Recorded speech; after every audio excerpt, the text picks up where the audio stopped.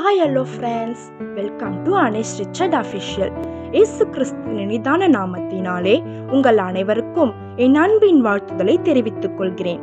இந்த நாளில் கர்த்தர் நமக்காக கொடுத்த வார்த்தை என்னவென்றால், நாம் வேண்டிக் கொள்ளுகிறதற்கும் நினைக்கிறதற்கும் மிகவும் அதிகமாய் நமக்குள்ளே கிரியை செய்கிற வல்லமையின்படியே நமக்கு செய்ய வல்லவராகிய அவர்.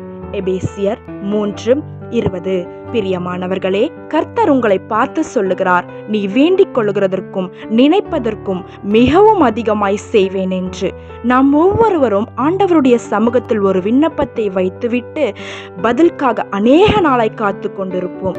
ஏசப்பா, எனக்கு ஒரு பிஸ்னஸை தாரும், எனக்கு வேலையை தாரும், எனக்கு ஞானத்தை தாரும், ஒரு குழந்தை பாக்கியத்தை தாரும், திருமண தடைகளை நீக்கி போடும், எனக்கு பூரண விடுதலையை தாரும் என்று ஆண்டவருடைய சமூகத்தில் வைத்துவிட்டு கேட்டு கேட்டு சோர்ந்து போயிருப்போம்.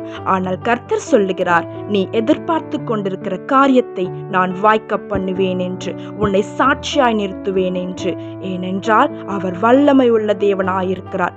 வேதத்தில் நாம் வாசிக்கிறோம், யோபு தன் சிநேகிதனுக்காக செபிக்கும் பொழுது அவன் இரட்டத்தனையாய் ஆசீர்வாதத்தை பெற்றுக் கொண்டான். அதே போல நம்முடைய வேண்டுதலும் நிறைவேற வேண்டும் என்றால் நாமும் ஒருவருக்காக ஒருவர் செபித்தோமானால் கர்த்தர் நம்முடைய வேண்டுதல்களையும் கர்த்தர் நிறைவேற்ற அவர் வல்லவராயிருக்கிறார். ஜெபிப்போமாம். அன்பு தகப்பனே, இந்த நாளில் கர்த்தர் எங்களோடு பேசின கிருபைக்காக நாங்கள் நன்றி செலுத்துகிறோம் அப்பா.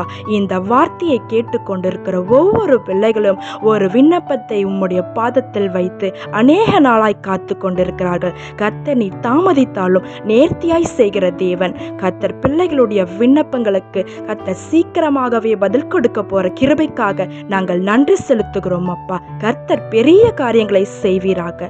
இயேசுவின் நாமத்தில் ஜெபிக்கிறோம் என் ஜீவனுள்ள நல்ல பிதாவே. ஆமேன், ஆமேன்.